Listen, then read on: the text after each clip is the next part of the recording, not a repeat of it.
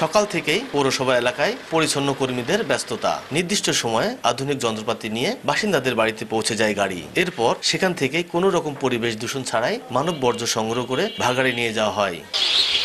পৌরসভার ভাগাড়ে মানব বর্জ্য পরিশোধন করে তৈরি হচ্ছে জৈব সার। এতে একদিকে পরিবেশ দূষণ মুক্ত হচ্ছে, অপরদিকে জৈব সারের ঘাটতি পূরণে সহায়তা হচ্ছে। পাশাপাশি স্বল্প সময়ের মধ্যে সেফটি ট্যাঙ্ক পরিষ্কার করতে পারছেন বাড়ির মালিকরা।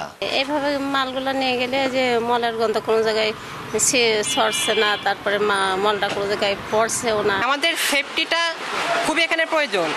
এখানকার এরাসের যে ওনার ইনি আমাদের সেফটির সমস্ত ব্যবস্থা করে দিচ্ছে। ওই মেশিন নিয়ে যে মেশিন সেট করে দিচ্ছে, ওই কারেন্টের থেকে সব বাইর করে কোথায় ফেলে দিচ্ছে বা গাড়িতে নিচ্ছে। মানব বর্জ্য সঠিক সময়ে সংগ্রহের কারণে পাবলিক টয়লেটগুলো দূষণ থেকে রক্ষা পাচ্ছে।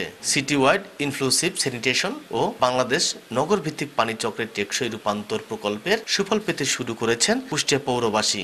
লোকাল যে চাষি, যে পেঁয়াজ চাষি, রসুন চাষি এলাকার আছে, তারা এখান থেকে ডাইরেক্ট নিয়ে যাওয়ার পর বেনিফিটেড হওয়ার পর এখন পুনরায় তারা এখন ডাইরেক্ট ইনডাইরেক্ট অনেক প্রচুর কৃষক এখন আসলে আমাদের যে প্রোডাকশন এই অনুযায়ী আমরা দিতেই পারছি না। এসএনভির সহায়তায় বর্জ্য ব্যবস্থাপনায় খরচের বদলে আয় করছে কুষ্টিয়া পৌর কর্তৃপক্ষ। এস এম রাশেদ, সময় সংবাদ, কুষ্টিয়া।